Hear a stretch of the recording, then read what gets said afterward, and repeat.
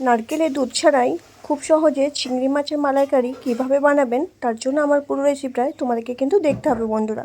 সবার প্রথমে দেখলে আমি কিন্তু আগের দিন এরকম দেশি চিংড়ি নিয়ে চলে এসেছিলাম।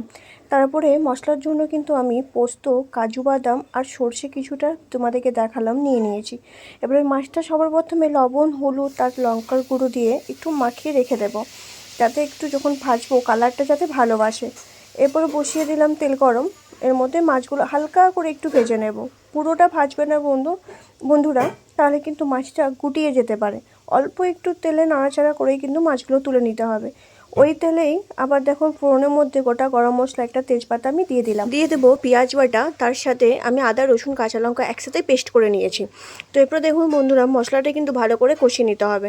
এরপর দিয়ে দেবো একটা টমেটো পেস্ট আমি করে রেখেছিলাম, তোমরা চাইলে তোমরা না দিতেও পারো, আমি টমেটো পেস্টটা দিয়েছি। দিয়ে দেবো স্বাদ মতো লবণ, আর মশলার মধ্যে দেবো আমি এখানে ধনে গুঁড়ো, হলুদ গুঁড়ো আর একটু কাশ্মীরি লঙ্কার গুঁড়ো, যাতে কালারটা আসে, কারণ ঝালের জন্য আমি কাঁচা লঙ্কা ব্যবহার করেছি।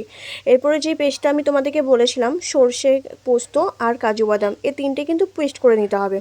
তো আমি ভালো করে দেখো আমি এইভাবে পেস্ট করে নিয়েছি, এবার দিয়ে দিলাম। এবার অল্প একটু সামান্য মশলার যে জলটা সেটা দিয়ে একটু নাড়াচাড়া করতে থাকবো। তারপরে হালকা আছে কিন্তু বন্ধুরা মশলাটাকে আমাকে কষিয়ে নিতে হবে। বেশি জাল দিলে কিন্তু মশলাটা পুড়ে যেতেও পারে আর ভালো স্বাদও আসবে না।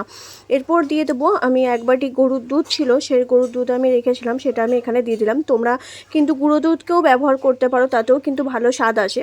মশলাটা ফুটে আসলে কিন্তু আমি দিয়ে দেবো এখানে চিংড়ি মাছগুলো দিয়েই কিন্তু আমি একটু নাড়াচাড়া করে তারপরে ঢাকা দিয়ে রেখে দেবো কিছুক্ষণের জন্য, কারণ না হলে চিংড়ি মাছের মধ্যে যে মশলাটা ঢুকবে না কিন্তু।